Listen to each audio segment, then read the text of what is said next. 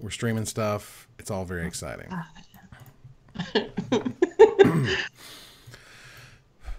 Hello, everybody, and welcome to another edition of Magic Mics, proudly sponsored by our Patreon supporters and CoolStuffInc.com, where you can find cool stuff in stock every day, and our co-sponsor CardHoarder.com, offering the best inventory, prices, and delivery of cards for Magic Online. I am Evan Irwin, and we get started each week by saying hello to my two co-hosts, Aaron Campbell. I'm sorry, I'm still laughing about Ruben's story. For the Patreon supporters, which we have a huge influx, thank you guys very much. I'm excited to make stuff at the end of the month. We're going to, from this month's funds, we're going to make all the cool things and stuff and tokens, so that's awesome. And you get to hear make it worth your while. Ruben's incredible story just before we came on the air. Pretty ridiculous. But also, hi, Ruben. Hi, how are you? Hi, buddy.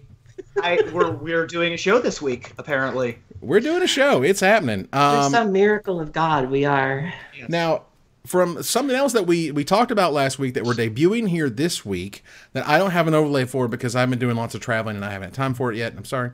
But we're going to do our first ever Trumpet Blast. For those who like to support us at the very tip-top level, you can get one. You can get one of these by supporting us there. And without further ado, friend of the stream, Paragon City Games, invites you to join them every week for legacy content at twitch.tv/Paragon City Games. That's Paragon City Games all together. So go check them out. And thanks very much for supporting us. More legacy. What was that URL again, Evan? That was twitch.tv/Paragon City Games. Wow. So, we're going to kick it off here with our first pick and our giveaway. Our giveaway this week is a $50 gift certificate to CoolStuffInc.com because we couldn't come up with anything better. That's just kind of come on. Cookie crumble. I'm just trying to keep it real, Ruben. It's called transparency. Thought that you guys might really appreciate having. Look, you don't write in when you give like the cousin you don't know at Christmas. You're like, have some gift cards because I don't know you at all. That's not. You don't tell them that. You're like, I thought that you would really like some iTunes music because you're a human who likes to hear sounds. So at least feign interest. I was not trying to not feign. You know what? It's been a week, okay? It's been a heck of a week. And to be honest, I mean, $50 gift certificate of cool stuff can buy you a whole bunch of things. Yeah, it's absolutely terrific. There's lots of really cool games out there if you haven't tried them. A bunch of really sweet stuff coming up. And buy you 1/4 of a copy of Gloomhaven? It can. That is one of the craziest, hottest board games that exists right now. That thing weighs, I think it's 24 pounds.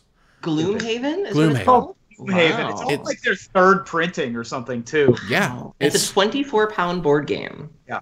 It is full of stuff. I mean, it is a huge... That box is just ginormous. It is hard to describe. It is huge. And yeah, the game's actually really sweet, though. Like, it's actually... Right now, it's at the top of Board Game Geek, the #1 board game ranked in the world. It's an adventure board game that has a little bit of legacy elements. If it weighs 25 pounds and also costs $170 or whatever. Yeah, how much does it cost? I believe it's $130. We're currently out of stock because, again, everybody else, like, it showed up online, it disappeared online. Kind of how that works for the hot games. And yeah, the board game industry is very much a sort of push and pull. There's a reprint, oh my god, and then it's gone forever. And then there's a reprint, oh my god, and then it's gone what feels like forever. But yeah, so that's really sweet. Also, Anachrony is less than $50, which you can get. And that game is terrific. It's about time travel. And you said Anachrony? Yes, it's terrific. Wow. It's on the homepage right now. About time travel? I should get that game yesterday. Here's the coolest part. You can borrow from your future self and or borrow from your previous past self. It's awesome. You can borrow resources. Weird. Wow. And you have to pay for them later. And if you don't pay for them by the time you catch up to yourself in the timeline, you get there's problems. You murder your grandfather? It's awesome. I'm telling you, it's terrific. Wow. Got to play that one. So anyway, $50 gift certificate. We linked it. I can't link it correctly. Ruben, you'll have to link it correctly. I am going to have to link it correctly. Let's move on to our first pick. And the first pick this week, I think the professor is making it happen. I think that we're getting Pauper. I think Pauper is happening. We had over 200 players at Grand Prix Indy. Oubliette, as I was instructed by Ruben to... That's right. Oubliette, everyone. Has exploded in price up to almost $50 a copy. Add it to your nomenclature. Oubliette. Oubliette. And that What's card... the price on that now? $46.99, I think, something like that. God. Which is crazy.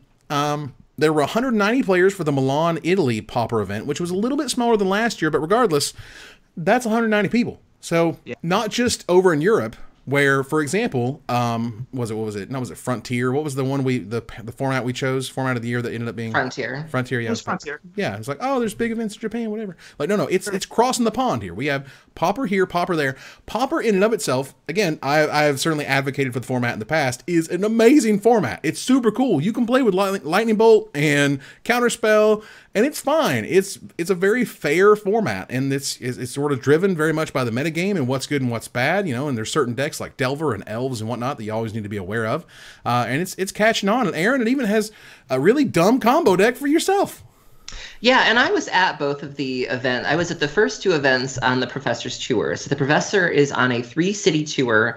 The first city was Santa Clara, in which Channel Fireball was even going so far as to bring cards from their store. Oh, yeah. So you could go to the GP, because vendors don't normally have commons and Pauper staples. They tend to bring, their uncommons and their rares and things like that. But they were actually taking orders. I saw many vendors that had their bulk boxes, like those big white boxes with all the rows, and people were fishing through them. And it was very easy to actually get a deck at the GP, which was awesome. I didn't see as many vendors selling at Indy, which kind of worried me a little bit. Like, I didn't know how attendance was going to go without those services there. But then they ended up having more people. The Pauper event had so many people that it crashed other events.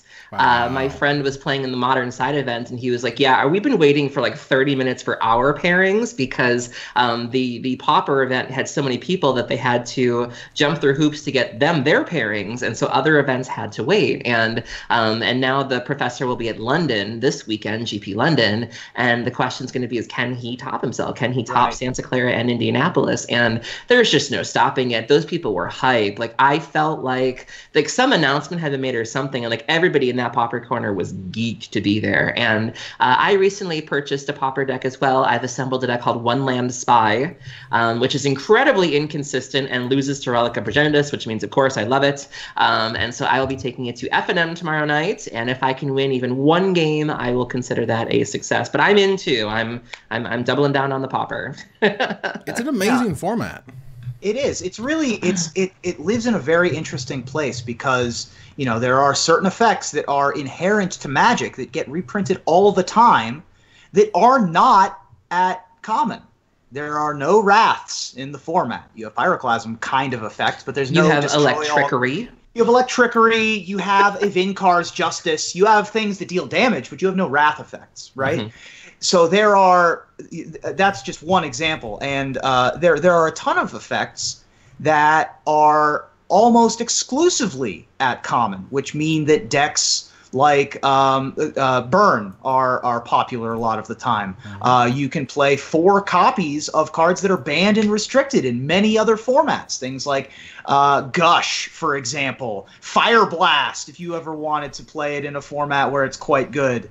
Because Burn isn't particularly good in Legacy, but heck, you can play them in Pauper. There are some really interesting things that you can do in Pauper that make it live in a very weird spot in a potential, if you were trying to rank orders of metagames, there's a two-dimensional axis of, well, this is standard, modern, legacy, vintage. Pauper doesn't live on that axis, and so it's really interesting and fun to try to develop as the band list evolves and changes, which it doesn't evolve and change all that much. Not only are the bands not crushing because it won't affect your pocketbook that much, but they don't even happen that often. It's a pretty healthy format with lots of top decks, lots of things that are able to win often, but still a number of decks that people are well aware of. And so, you have to have a plan against Mono Blue Tron, for example, is a really popular deck that uses Mnemonic Wall and Ghostly Flicker as part of its win condition. And then you can play a bunch of weird other stuff, graveyard-based strategies like the Tortured Existence Green-Black mid-range Grave Scrabbler deck. Fog Frog Dredge, I believe call it. Fog Frog is the name of the archetype, where you just rebuy Spore Frog, which is my sister's favorite Magic card. Just a ton of really cool things that you can do. The fact that there even is something as ridiculous as a one-land spy in a Pauper format is hilarious and amazing. I really like Pauper quite a bit. I think that before the 3-city, 3 Grand Prix tour that the professor went on, starting in Santa Clara, moving to Indianapolis, and then finally going to London, I was a little frightened of this London experience because we knew that Santa Clara was going to be a success. The card availability was not ever going to be an issue. Mm-hmm. Indianapolis, I was a little concerned about because it's across the country. Channel Fireball is 3 time zones away or 2 time zones away.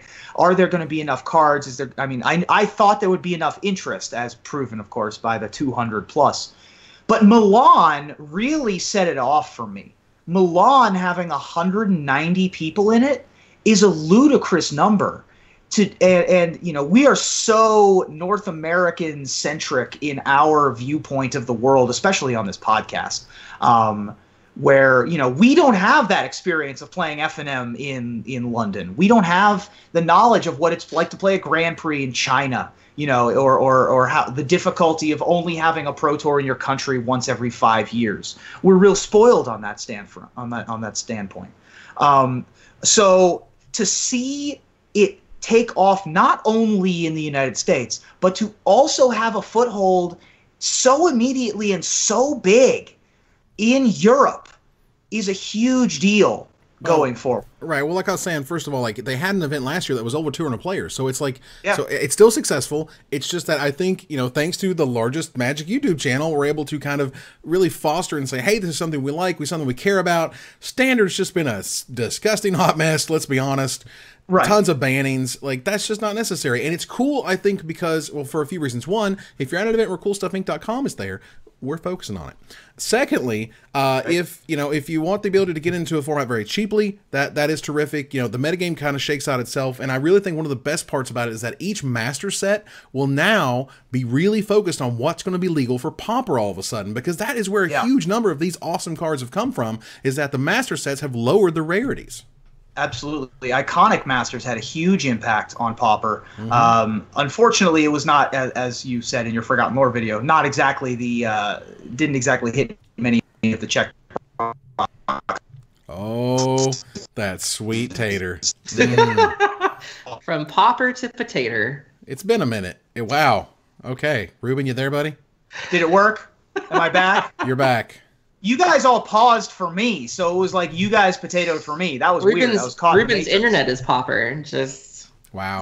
One thing I am a little concerned though that the success of Pauper might make some of the things people love about it obsolete. So right before Santa Clara, people started buying out.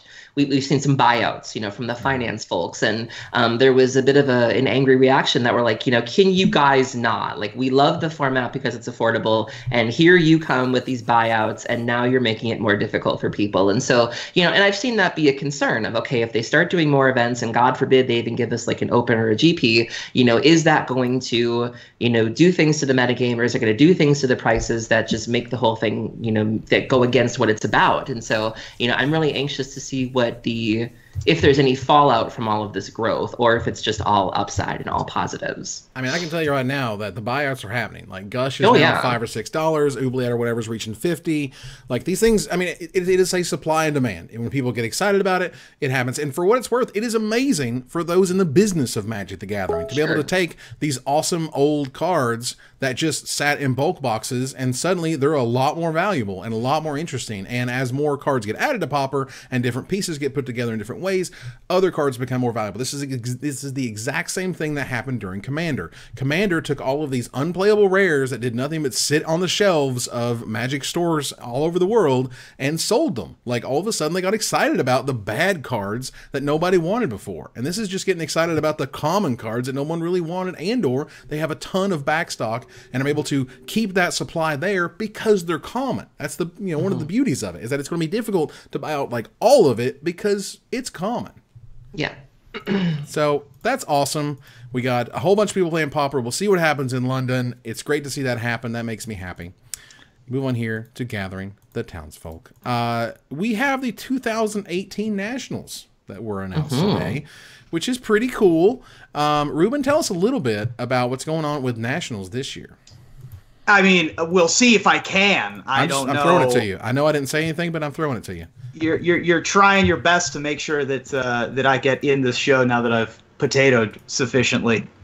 So Nationals came back last year, right? So Nationals was a really popular series of tournaments all over the world. It was a really popular way to qualify for Worlds back in the day. And so they're basically it's not broke, so they're not going to fix it. It's going to be the same standard and booster draft format. And the Nationals events, the dates were announced across 5 different weekends.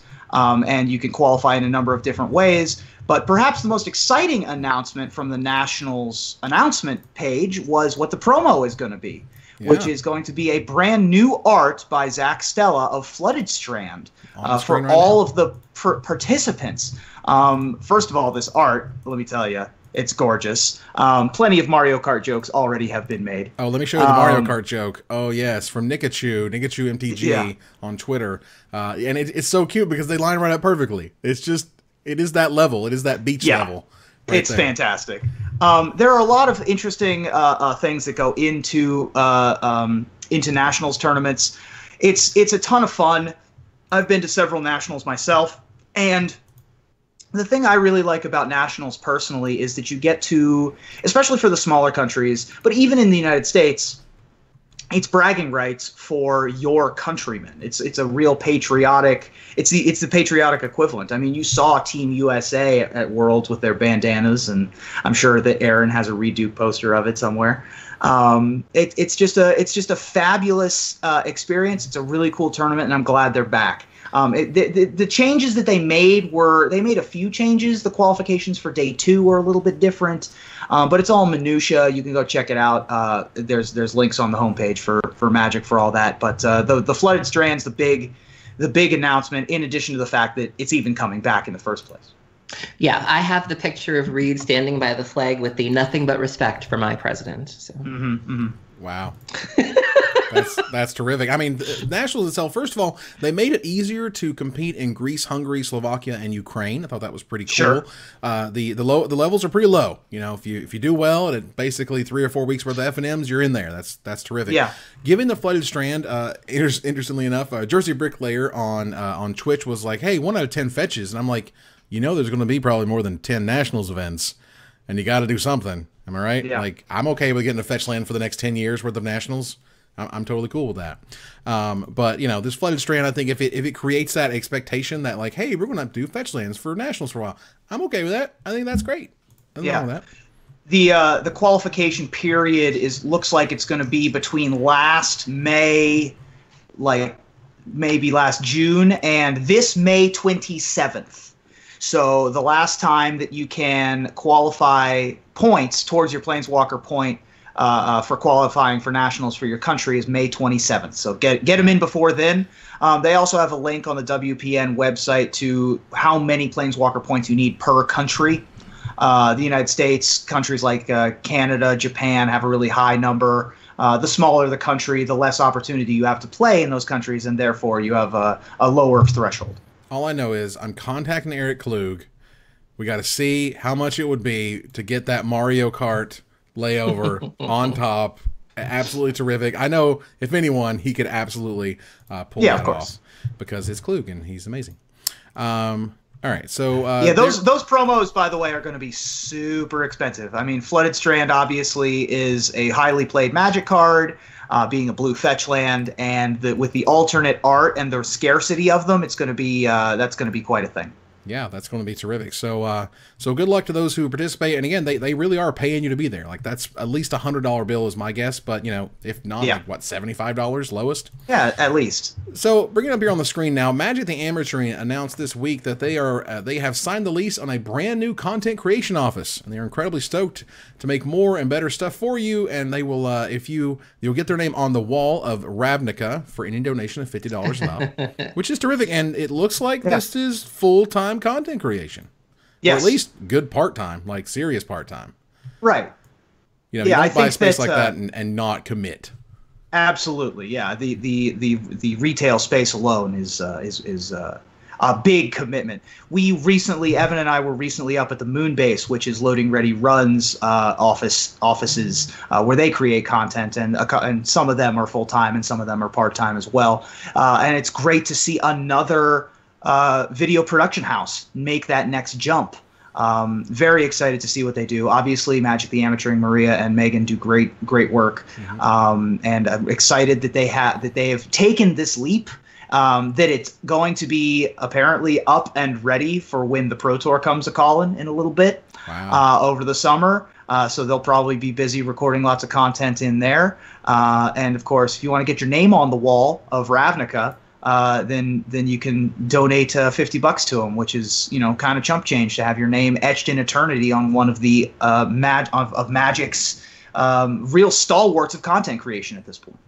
Yeah, I wasn't surprised to see this. I've been fortunate enough to know the girls back when they, had a third co-host, which a lot of people sometimes don't remember. When they first started, they were a trio. And, through the years, I've watched them part ways with their day jobs. Maria had a very successful career, an Emmy-winning career, working for public television. And Megan had a thing. I think she was working with children's books. She was doing, something with publication and press. And they've since left those jobs. And this is now, one by one, they've left those day jobs and they've moved into doing coverage full time. Maria in front of the screen, Megan behind the screen.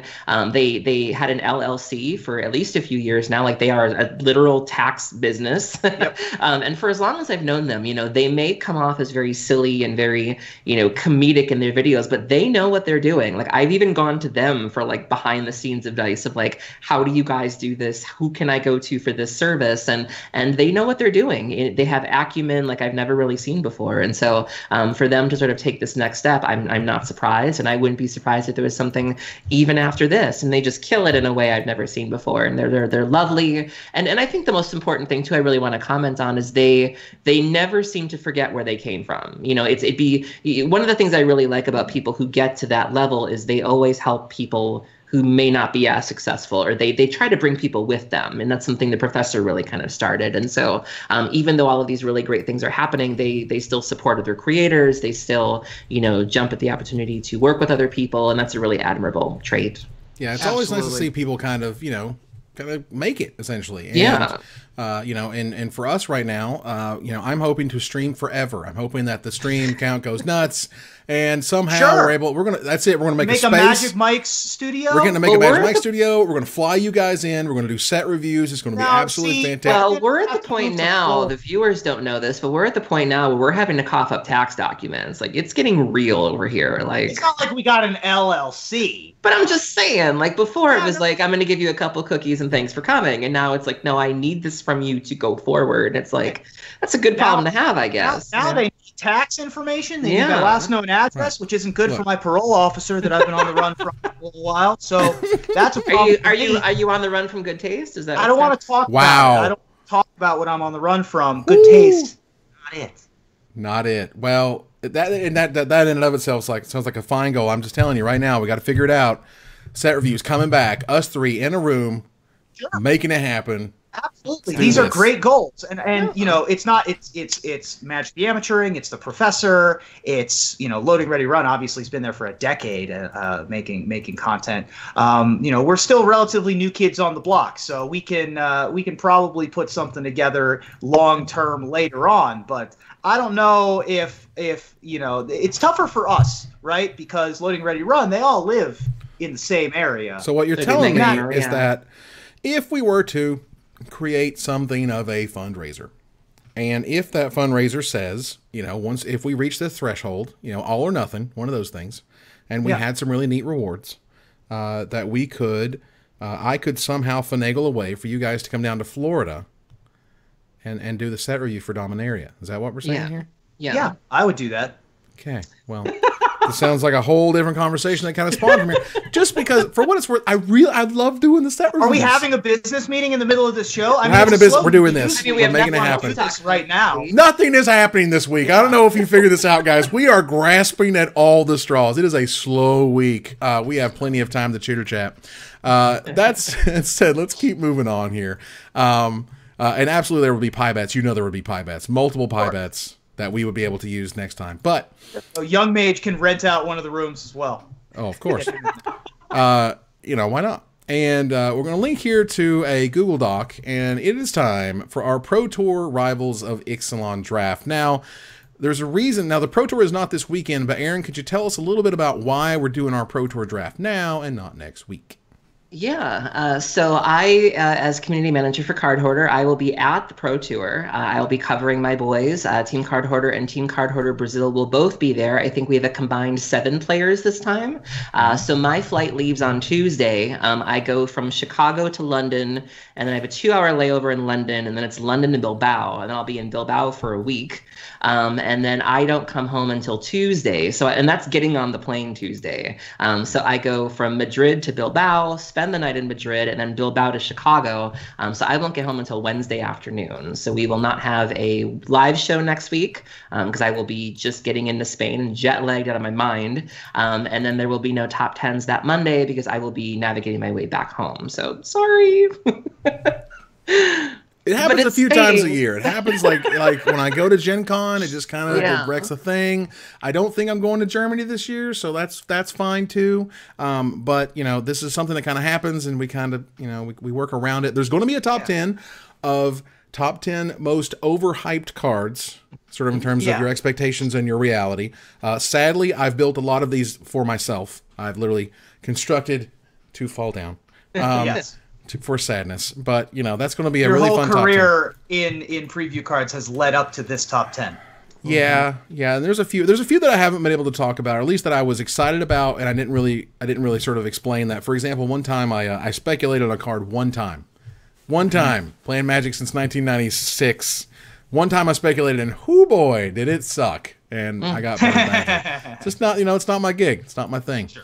That said, so let's talk about this PT Fantasy Draft. Who do we want to pick first? Let's go ahead and go to random. Was it random.org? Is that right? Yeah, random.org. Random.org. We're going to go through 1 through 3, generate 2. The first person is Ruben. And so refresh my drink. So it's 3 players in a team or 2 players in a team? 3 players in a team. Okay, just want to make sure. Okay. All right. So so we're going to do the snake draft, and the draft is going to be Ruben, then Aaron, then myself. So Ruben, you get the first pick of anyone you'd like.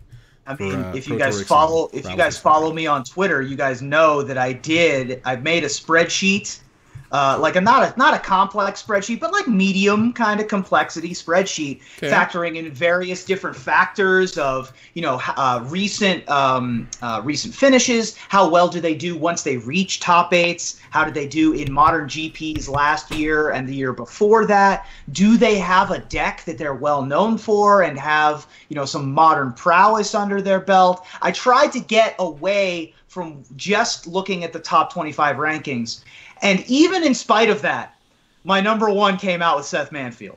Wow. So if you're giving me the first pick, I'm picking the Manimal. I mean, there's no way around it. He's winning the Player of the Year race right now by 11 points over it's not even really close. It's not close. It's 93.5 to 82. And then Owen is in third with 70 in terms of the ranking points. It's not even close. John Rolfe had a tweet. John Rolfe? Not Josh Rolfe, right? John Rolfe. Yeah. John Rolfe tweeted like a month ago. He was like, I am having the best 6 months of Magic of my entire life. I am running like a golden god. No one can ever beat me, ever.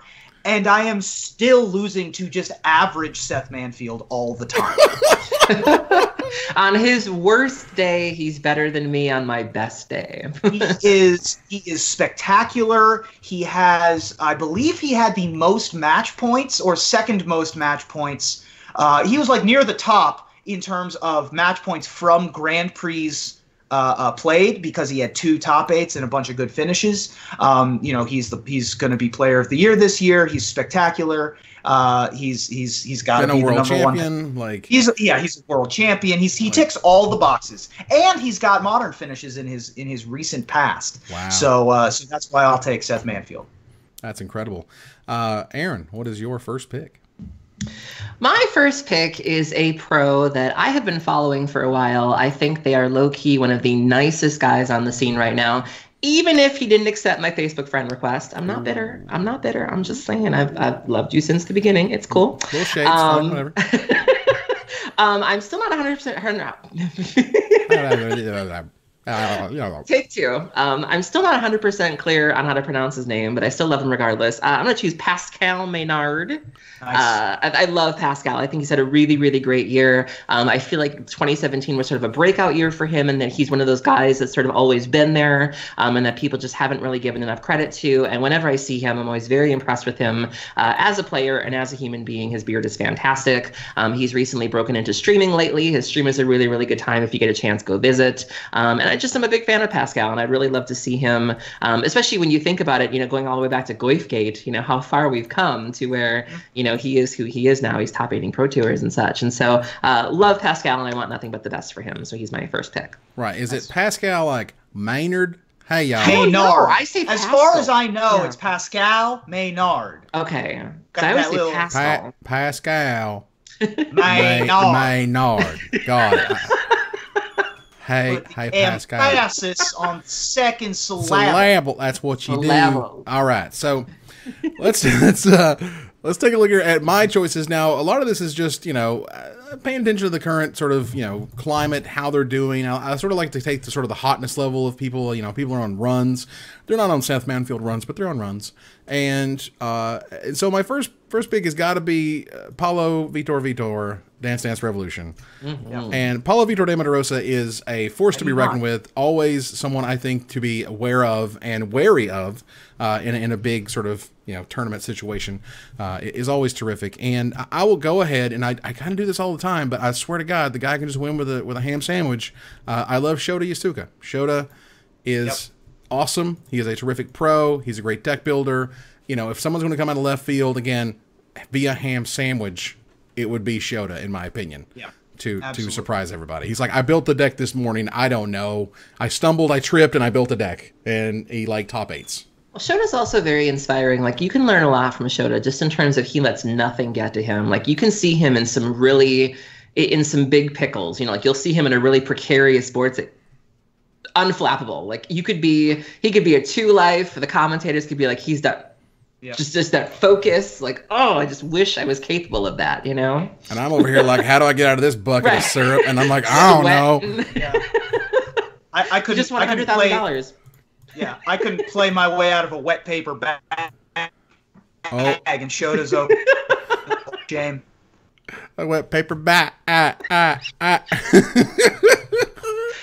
Sorry, Ruben, you teared it again, buddy. More cuts than a BT track, just skipping. Oh my God, Aaron, you snake back around to your second pick.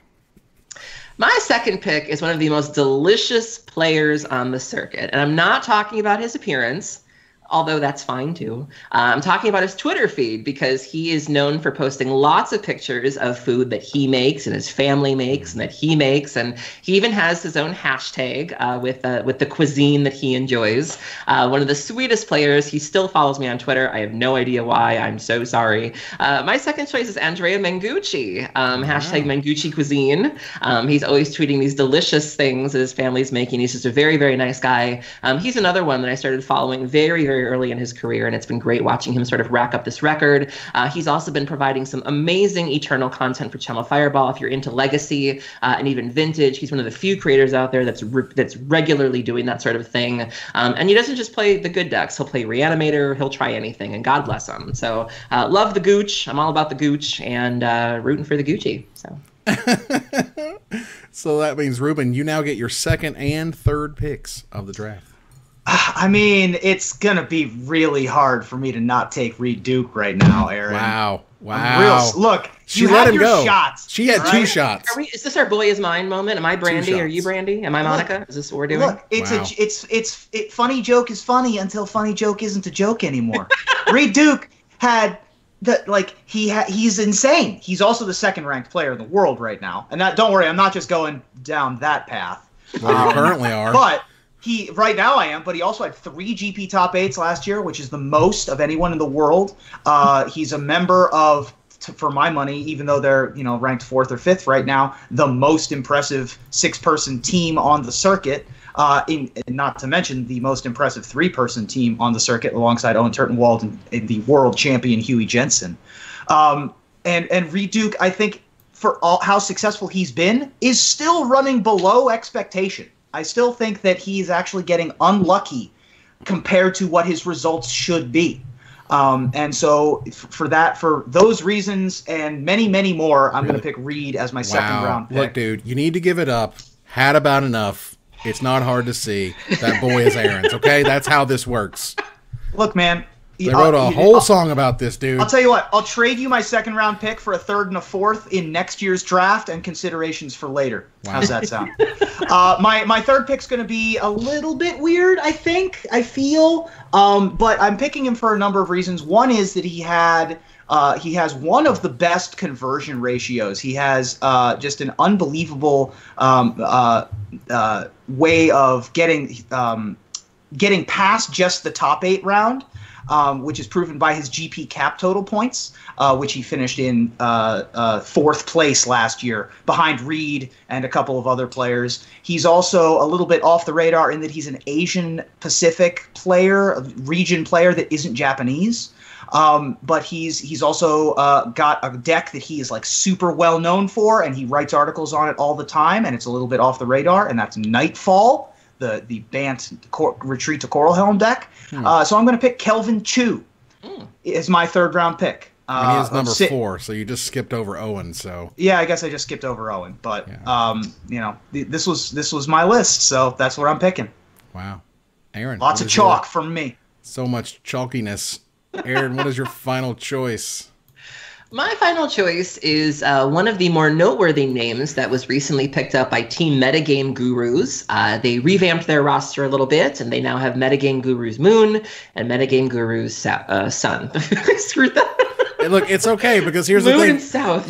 Moon and South. You have to create 2 things that don't make the other one look like crap. So you're just like, black and chrome. And it's like, well, we ain't going to discuss those jerseys, but we're just going to focus on the players. But and when you see a lot of names, like when we go through this list, they do start to kind of blur one into the other. But there was one name that really, really impressed me. I also feel like we haven't heard very much from him recently, but I'm looking forward to what he can do for Team MGG and what he can do in general. My third pick is Shahar Shenhar. I love Shahar. I'm a big fan of his. I think he's a very sweet guy. One of my favorite moments of with him was recently. I was with the Kiefer kids in Phoenix, and he was there, and he's very, very tall, and he was very nice enough to take a picture with one of the Kiefer kids, and just a very sweet guy, very approachable guy, very smart guy, somebody who doesn't speak very often, but when he does, it really seems to mean something, and he really kind of chooses his words very carefully, which I know nothing about. And so for that reason and many others, I adore him, and I'm really rooting for him this year. Awesome. Well, for my last pick, I would like to think of Modern as some pretty complicated Magic, right? It's pretty deep format, tons of decisions, lots of very intricate things. Deck building's very important. And to find someone who top-aided the first ever Modern Pro Tour, I think is a decent choice to go along with.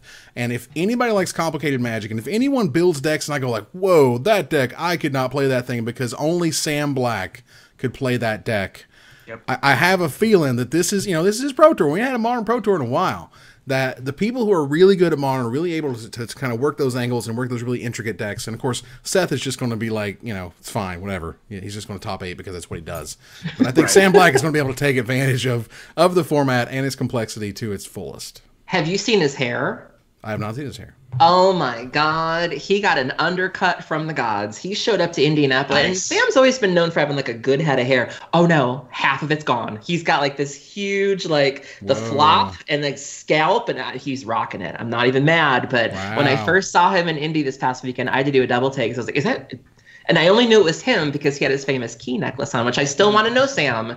What is the key unlock? Is it my heart? I want to know because I want to know. But no, he got this really savage undercut and looks amazing. And that's terrific. Well, our last choice is the team. We get to choose which team to get behind for this Pro Tour. The Team Pro Tour series, I think, has again been working out really, really nicely. Yeah, absolutely. Oh man, at the top, it's tough. Because, well, first of all, yay, I get the first pick of teams now. That's really cool because I can't not pick Genesis. Who doesn't want Corey Baumeister, Lucas Blohan, Brian Braun-Duin, Seth Manfield, Martin Mueller, and Brad Nelson? Sitting at the top of the standings, I think for a reason. I mean, if you're going to go, picking the person in first, I don't think is a bad way to go. No. Nope. See also Ruben's first pick. Yeah, and second and third picks. It's true. Well, almost, till you jumped over the... Yeah. Right. Right. I skipped over Owen for some reason. Right. Well, Aaron, that leaves you to choose a team for yourself. All right. Well, since Ruben had to take Bay, I'm taking Bay's friends. I'm going to choose Ultimate Guard Pro Team. Nice. This team is just fire. I mean, like you look at the names on this team, and you know Andrew Cuneo, Reed Duke, John Finkel, William Jensen, Paul Rietzel, Owen Turtenwald. I mean, just gas. I mean, in every sense of the word, just great guys, great records. Just nice T-shirts. I mean, I'm petty like that. I won't pick your team if your jerseys suck. But just. Like when I interviewed for Card Hoarder, literally, that was one of the questions they asked me is, why do you want to work for us? And I literally said, because your jerseys aren't ugly. That's how I roll. But there's just nothing not to love about this team. They just have the history. They have the record. They have just the results. They're all just knockout personalities. They all deliver on so many fronts. And just my little dig at Ruben. So if Storm is the best deck in the format, or even anywhere near the best deck in the format, and you have John Finkel on your team, like you're doing okay. You're doing all right. I mean, one of the most complicated standards of all time is Lorwyn Standard, and he won that Pro Tour for a reason. But that leaves one final team. Ruben, what is your team? Man, there's so many good choices left. I mean, Channel Fireball is obviously a super powerhouse. Ultra Pro, as we just talked about, is featuring some of my favorites, as well as the person who was fourth on my list, because I thought that Reed was going to get picked. The guy that was fourth on my list is Sam Pardee, who's in Ultra Pro. He's got so many modern results. He's top 10 in the world right now. He's, coming off one of the best years of his career. He's insane, and joining, the ranks of folks like Sam Black and Alex Hayne and former PT champion Alex Hayne, Flock, and Steve Rubin. I mean, that's a pretty darn good team. I'm going to go a little off the reservation here, because I think that a lot of the big teams, especially in weird formats like this, tend to play it a little bit safe with their deck choices. I don't think that we're going to see a ton of innovation because they're going to rely a lot on their skill, and that's certainly something that you can do. But there are teams out there that are willing to brew, and we did talk about Shota Yasuoka earlier in our draft, and his team is named Musashi. Now, Musashi is currently in 15th in the team rankings, but they won it last year. And you can't keep a good team down. So I'm going to go with Yuki Ichikawa, Teruya Kakume, Yuya Watanabe, by the way, still out there, Kentaro Yamamoto, Shota Yasuoka, and Ken Yukihiro. Man. And Team Musashi. That's a murderer's row right there. It's insane. That is a list of people I never want to play competitively against. Right, and if anyone's going to break it, it's that team, because you have Shota, who is the best at identifying holes and pressure points, and then you've got two of the best tweakers of decks, of people who just like, these are the three cards we need access to in Yuya and Yuki. Who are just like insanely good at knowing exactly which little things you need to pick. In addition to Teruya Kakume, who's a gold level pro and played on the national team with Yuya and Shota last year. Obviously, Kentaro Yamamoto is the mono black devotion guy. He's the first one that played that deck really. And Ken Yukihiro obviously been around for a decade for a reason. He knows what he's doing. So Musashi's going to be my team that I'll ride with for this one. Right. I just want to give you some behind-the-scenes dirt. So I know that you had mentioned that they were, I think you had alluded to not wanting to face any of them because they're so good and they're so competitive. And I just have to say, from someone who's seen them behind the cameras, when I was at Pro Tour Ixalan, very fun group of people. Like even Shota, when you catch Shota having fun, he's having a lot of fun. And when you get those guys that aren't in matches, when you get to see their banter in between games, it makes you just want to hang out with them. Like their energy is very infectious, and they don't show it very much, but they're a very entertaining group to be around. So I'm gonna bounce around a little bit, and I'm gonna take what I originally pulled in from Going Infinite, and I want to talk about it here because it just so closely relates. Pro Tour Rivals of Ixalan is a modern format Pro Tour. Okay, it's a modern format Pro Tour. So what you're telling me is that Pro Tour Rivals of Ixalan, also known as the newest standard set, which should be really powering up standard and really giving standard new options and ideas, is the modern Pro Tour. Yep. I don't get it. I personally believe that the Masters sets, there's now 2 a year, so they could literally choose one or both And this could be, or should have been, in my opinion, Pro Tour Masters 25. Now, they could, because these are all reprint sets, you could literally have the Pro Tour on either release weekend or pre-release weekend or whatever, and really tie into, look at all these awesome cards that the pros are playing. You know they're going to play it because you're reprinting some of the most powerful cards in Magic. You know it's going to be showing up. You're able to cross-brand that stuff. And instead, we have Pro Tour Rivals of Ixalan because, what? I don't get the branding. I don't understand it, and I don't understand why you would want to hinge a modern Pro Tour on a new standard set, because if Rivals of Ixalan shows up in great numbers, you did something wrong. That's not a good thing. That's a bad thing. So what's the most optimal outcome for Wizards in terms of trying to market Rivals of Ixalan at a modern Pro Tour? Yeah, I mean, it's this old chestnut. We have this argument every once in a while, and I don't disagree with you. I think that it really boils down to, what are you trying to get out of Pro Tour coverage? Are you trying to sell cards, or are you trying to get eyeballs? Because those are two different things. They are parallel in a lot of ways. They aid each other, but they are not the same thing, and you get to the final destinations in two very different ways. If your goal is to get eyeballs, Modern is a more popular format than Standard is, especially after a second set, the last ever second set, that, for all we've heard so far, isn't really that exciting on a limited or standard front. So, oh, by the way, we have limited to sell those Rivals of Ixalan cards. We still have limited. Yeah, you're welcome for that one. Nobody gets excited watching that. We'll argue about that later. We'll argue about that some other time. But if you're trying to sell cards, obviously this is not what you do. I think that instead they're trying to, embrace that esport mentality of, we're trying to get as many eyeballs as possible. And Modern, for all its faults and for all its consternation, is a very popular spectator format for Magic. Magic is not an inherently exciting game to watch. You got to do some other stuff to get outside. I mean, they're going to get us. They're going to get the folks that play Magic all the time and have TV shows talking about Magic all the time. But what you want are the outside eyeballs, the people who've played Hearthstone before and the people who have played other CCGs and TCGs before, and be like, oh, let's check in on this. Oh, these are some sweet interactions and cool cards and stuff from 10 years ago, and crazy things are happening, as opposed to a Standard, which we've just discussed, might be a little stale. Maybe. We actually don't know because of the most recent bannings. It's a little awkward because, the GP that's after the Pro Tour, GP Toronto, is also Modern. So they aren't going to have a Rivals of Ixalan-centric event for like a month after the release of this set, which is a little wonky, but, it's not the end of the world. I don't think it's as bad as you think it is. Yeah. I'm not saying it's as bad as, I'm not saying it's like catastrophic. Let's, because trust me, I love hyperbole as much as the next person in the universe, but more than anyone on this entire existence of our plane. I'm the epitome of hyperbole. That's right. But all I'm saying is that, first of all, I think the end game for Pro Tours is going to be Modern and Standard, and that's what they should bounce off of, because Modern gets the eyeballs and Standard gets you excited about the new set.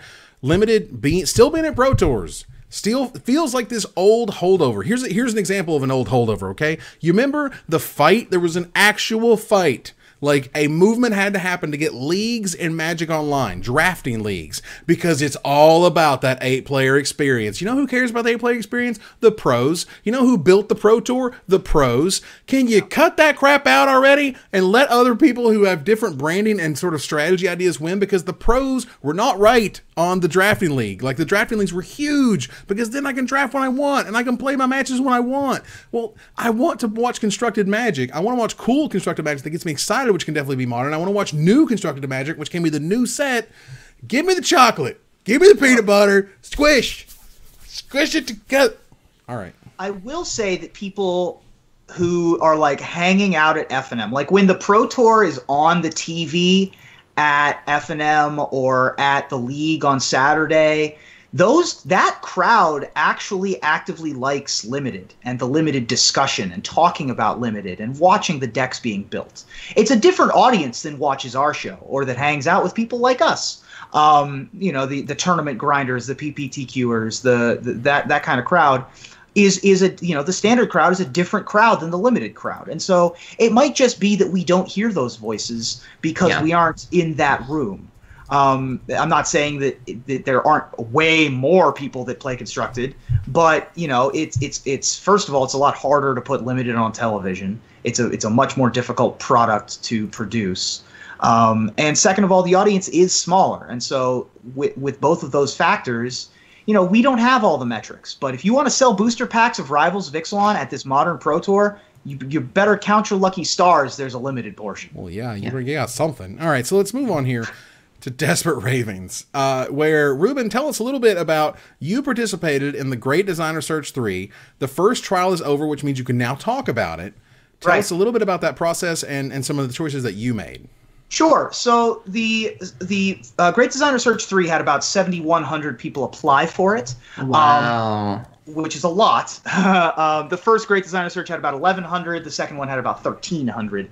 Eventually, they're going to cut that down to 8. Wow. Which is quite the cut to top 8. That's a large Grand Prix field, if I do say so myself. And this first cut after the first trial, we're now down to about 3,000, if I'm hearing correctly, which cut out about half of the original applicants. Now, what I'm assuming happened is basically you had to sign up in November, December, and then complete the first trial, which was sent out last week. The first trial was 10 open-ended essay questions that were to be answered in 250 to 350 word essays. Short, you know, like 3-4 paragraph kind of essays. And for anyone who didn't either submit at all or who probably, you know, submitted not enough words or far too many words or didn't follow the jurisdiction rules, they got cut. Yeah. Well, learn to follow the rules. That's a very important thing, especially when you're taking part in a contest. Sure. So we're about to move on to part 2, which I've received the email for, and which I think they advertised what it's about, but that'll take place later in the week.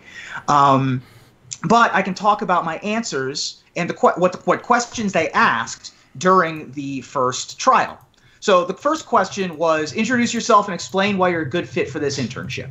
Everyone gets to give their backstory. I got to tell them that I'm a Magic Mike's Magic celebrity and that they better bring me on if they want to have ratings. Do you know who he is? Do you know who I am? Yeah. Yeah. Ruben A. Lister. Right. All right. Number 2, an evergreen mechanic is a keyword that shows up in almost every set. If you had to make an existing keyword mechanic evergreen, which one would you choose and why? Yes, Aaron?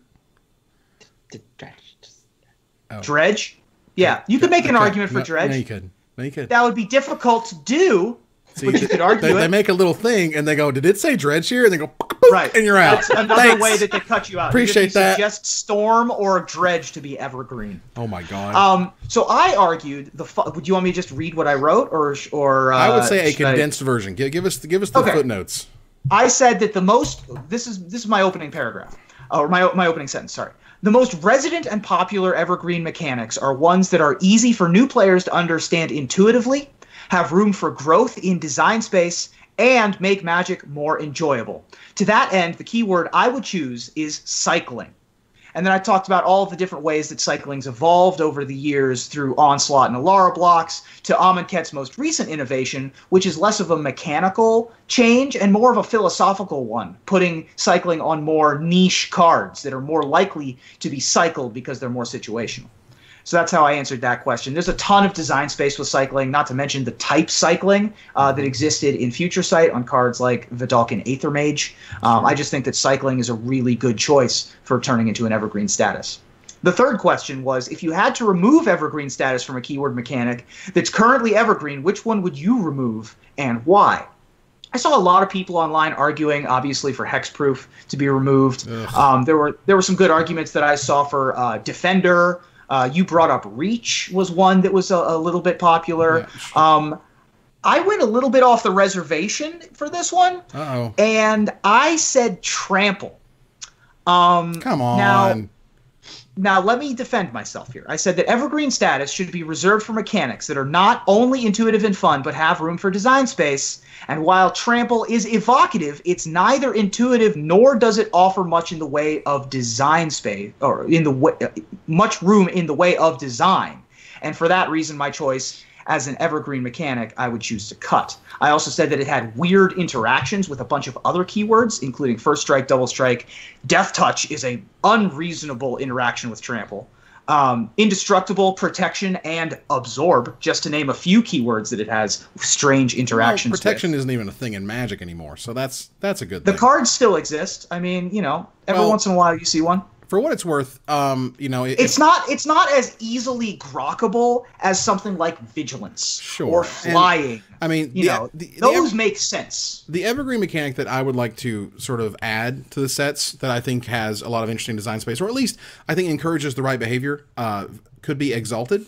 I think Exalted says attack. You should attack people. And on the other half of that, the evergreen I would remove, and again, I agree with MTG Color Pie here where I first read it, which I think is Reach, Reach is a weird blocking mechanic. And like you can do things still with spiders can block flyers and stuff, but it doesn't necessarily need to be a evergreen keyword that is on every single like spider creature ever or whatever. Right.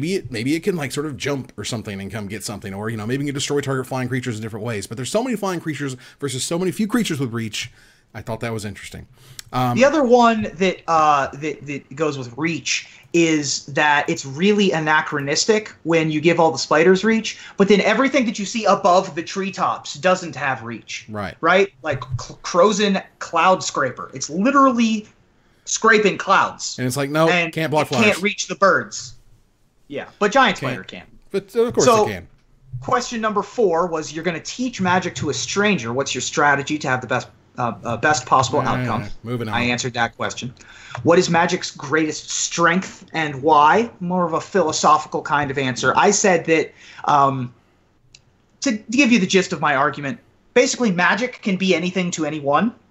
To me, Magic gives me an opportunity to participate in gladiatorial combat. I get to be real, one-on-one. It's the closest I'm ever going to get to the cage. You know what I mean?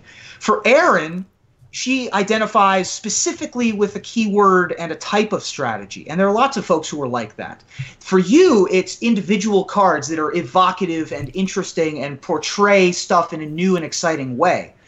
And there's no wrong, and for some people it's the story. For some people it's a 40-card deck or a 60-card deck or a 99-card deck with 1 or 2 generals of various types. It can mean anything to any, and that's not even talking about the people who only care about the art or the story or various things like that. So to some people it's a game, to some people it's a puzzle, to some people it's what they do with their social life. Mm-hmm. And so the fact that Magic has this ability to be exactly what you want it to be is its most powerful attribute, in my opinion. And that's basically what I wrote. Sure. But now, Aaron, I'll give you this one. I'll give you the first shot on this one. What mechanic deserves a second chance? Which one does that? Okay, got it. On brand, hashtag on brand, y'all. We got this. Before we got to that one, we're all done here. Magic's greatest weakness. Magic's greatest weakness is too much graveyard hate. Stop it with that nonsense. You actually did have a really interesting answer on that one, Ruben. Go ahead and talk a little bit about its greatest weakness. On Magic's greatest weakness? Yes. I said that Magic's greatest weakness in many ways are the exact same things that make it a great game. Specifically, the barriers to entry that are needed in order to become, like, you finally feel like you belong and self-identify as a Magic player. Oh. I was thinking of question number 10. I'm sorry. Your number 10 answer was really super sweet. I thought that's where we were talking about. I'll go back to that one. That's okay. But number 7 is what deserves a second chance, Ruben? What's the number one you think? So the one I argued for, which Evan and his fellow Kamigawa aficionados will be a big fan of, is I said Splice should make a comeback. Yeah! I think that Splice is super interesting. Did not get a chance to shine because all of the Splice cards splice onto Arcane, which do not interact outside of Kamigawa block, and that's the definition of a parasitic mechanic. Right. It was a little bit complex, but it's not going to be evergreen. I mean, it basically you have to reveal it as you cast it to be able to add a mode to it or something like that. And it only appeared in less than 30 cards in the original Kamigawa block. And so, just like how cycling only had cycling of 2 colorless and had no other abilities in the original Urza's Saga, it grew a lot from there. There are lots of interesting things that you can do with splicing. You can splice onto instants, splice onto sorceries, splice onto an artifact with converted mana cost of 5 or more, splice onto a night creature. There's lots of interesting things you can do on that forefront, in addition to all of the mechanically interesting things of keeping the card in your hand when the card is cast. I think that's really interesting because technically the card remains in your hand when the spell resolves. I think that Splice is a super interesting and fun thing that can get its proper due. And they've learned a lot since Kamigawa, and I think that current design philosophy can do a lot with a mechanic like Splice. So let's move on. Let's bounce over here because we're getting late in the show here. Yeah. Let's go to the last question here. Tell us about if you had the ability to change any one thing in Magic, what would you change? I really like this answer. Go ahead. Sure. So just to tell you what questions 9 and 10 were, of all the Magic expansions you've played with, what's your favorite? And then explain your biggest problem with it, to which I said Apocalypse. Of all the Magic expansions that you've played with, pick your least favorite, and then explain the best part about it, which I chose Avacyn Restored. And then the last question was, you have the ability to change any one thing about Magic. What do you change and why? And this could even just be a Going Infinite segment, because I think that I have a pretty good argument here. And I'm just going to read what I have written here. Over the decades of Magic's existence, several of Magic's rules have changed to remove some of the guidelines that make no flavorful sense and also make the gameplay smoother. The stack replaced batches, the Paris Mulligan, the Vancouver Mulligan, damage on the stack no longer applying in combat, mana burn being done away with entirely, and so on. I believe that there is another logical step that can be added, altering the rules for the hand size maximum. The hand size rule never made sense to me from a flavor perspective. Why should I, a powerful wizard in the context of this game of Magic, only be able to hold a limited number of ideas in my head? More importantly, however, I believe that from a gameplay perspective, this would make Magic less punishing. One of the only times a player will discard to hand size is if they're having mana issues, colloquially known as mana screw. In those cases, the player is already being punished by missing land drops and falling behind in that way. Why should the game further punish them for it in another way? This would be akin to giving a player a yellow card in soccer for being offside too often. They're already losing possession. Why punish further? Another reason might be drawing too many cards from something like Brain Geyser. Why would the rules for the game punish the player who invested so heavily in that knowledge, to say nothing of the thematic flavor problems? There are corner cases where a player may want to discard to hand size to get a tangible benefit off the discarded card, such as discarding a dredge card, Aaron, or a large creature to target with Reanimate. This can be addressed with an addition of a may clause to discarding. Basically, you'd have moved the discard step to you may discard down to 7 if you want to. This rule can be toyed with as well. For example, perhaps even though Magic starts with 7 cards in hand, the hand size maximum could be increased to 10 to mitigate Mana Screw or Brain Geyser downsides. In conclusion, I absolutely believe that an alteration to the hand size maximum rule should happen. So, Aaron, what would you change about Magic if you could?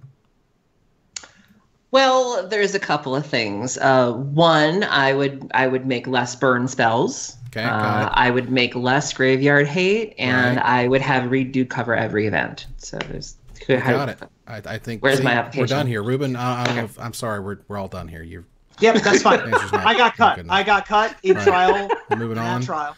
Yep. I can't help but think of this, I talked about this before, but I can't help but think of this as a reality show. And so like when everybody was, I follow a lot of people that have been participating in this. And so when they first sent their first applications through, I was immediately thinking of RuPaul and going, and then when the people were going, I got picked again, and all I kept hearing was Shantae, you stays. And then if God forbid anybody gets cut, it's going to be like, the sachet away kind of thing. And I'm waiting to see who has to sachet away, and stuff like that. Wow. What do you know about that? Aren't you proud that I know what that is? Squirrel friend, am I right? Up top. Can you do a tongue pop? There you go. Do you know when you do a tongue pop? Nope. When do we do tongue pops? A tongue pop is like a mic drop. So if you say something shady, you just got to sit there and just let it sit. Wow. Okay, that's the snap, I guess. That's the yeah, so this show is snaps. going to develop a lot like a reality show, especially once they get to the top 8. Yes. Because then everyone goes to Seattle. Everyone goes to Renton, to Wizards of the Coast headquarters. I want Morrow. Live challenges. I want Morrow to have a Tyra Banks meltdown. Like, we were all rooting for you with his hair flopping. Give me that. Just... Like, wait, all 8 are going? I believe so. Isn't that accurate? I believe maybe only the top 3. Wrong. The top 3 get to maybe go. Top 3 go for that. Well, so the real question this year, or at least for this contest, is: are we going to have another Tom LaPilly? Tom was brutal. If you go back and read some of his critiques, Jesse Mason has been doing that. He's been live tweeting. Yeah. And I was reading some of them, and I was like, "Good God, dude! Like, that was harsh." Are we going to have the same harshness this year, and/or for this contest? We'll see. Sure. Well, if you can't stand the heat. About Tom LaPilly. Whenever I hear Tom LaPilly's name, I immediately think of Lil Wayne's "A Milli," and all I hear is just LaPilly, LaPilly, LaPilly. I know it's terrible, but I just can't get out of my head. It's terrible. So the other interesting thing that I'm going to hope that is interesting to see develop is, you're right, there's a lot of social media chatter and a lot of people I recognize who are in this contest. I wonder how many of them are going to make it to the knockout rounds. Am I going to recognize people that, the other 7 people that I top 8 with? Or is it going to be 8 unknowns? Like, what's the ratio? Well, there's going to be up to 7 unknowns. There's going to be you and 7 unknowns. Sure. Right. Let's get that straight. Very nice. All right. So moving on here to the finisher. Woo! We're going to turn the corner, ladies and gentlemen. Next week, Magic Mike's is taking the week off because Aaron will be on a plane to Spain during our usual broadcast time. So with yet another Wednesday free, how will you be planning to spend your next Wednesday, Aaron?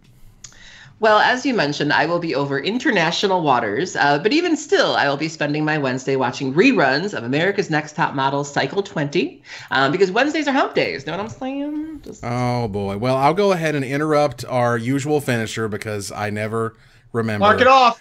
Go ahead. That's on the bingo. You got me. I get to draw a winner because I am good at things. What will you be doing next week for getting the giveaway? For getting the giveaway as usual. So celebrating Hump Day. That's it. Congratulations, Travis S. from Mukwonago,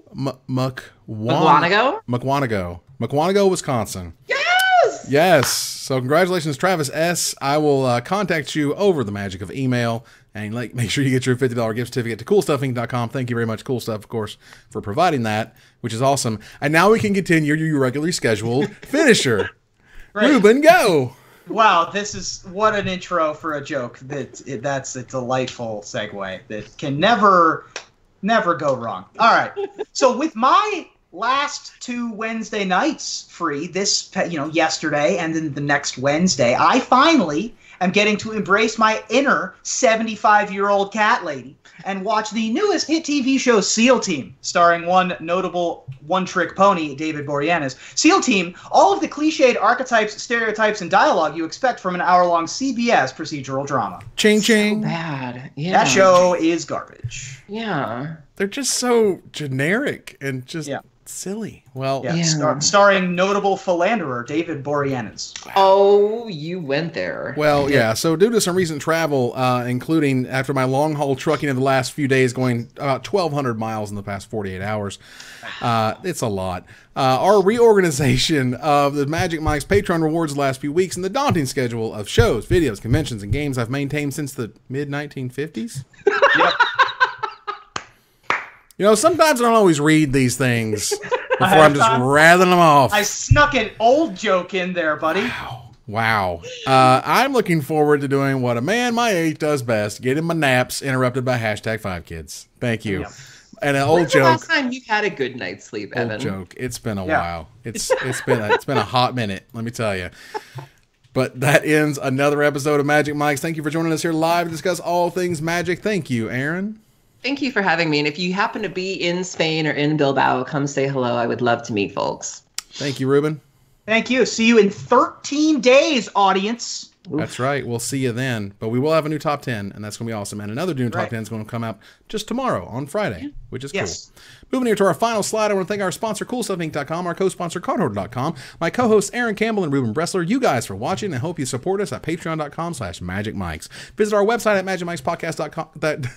Visit our website at MagicMikesPodcast.com that exists thanks to our Patreon supporters. Or follow, like, tweet, favorite, share, subscribe, do everything social that tells people we exist. Catch us online at twitch.tv/MagicMikes, on Twitter at MagicMikesCast, on Reddit at reddit.com/r/MagicMikes, on Facebook.com/MagicMikes. Talk to us privately at magicmikespodcast@gmail.com. Follow the audio-only podcast at magicmikespodcast.libsyn.com, or find us on iTunes, or join us here next week. Same time. Wait. Join us here in 2 weeks. 2 weeks. That's what we do here. But on the Wednesday, we promise. Same time. Not exactly. Same place, basically, for another episode of Magic Mikes. Similar, not the same. Oh, You yeah. could not have done that outro any better. Woo! Professional, ladies and gentlemen. Go check out Paragon Games in the meantime. That's right. Fair enough. Good night, everybody.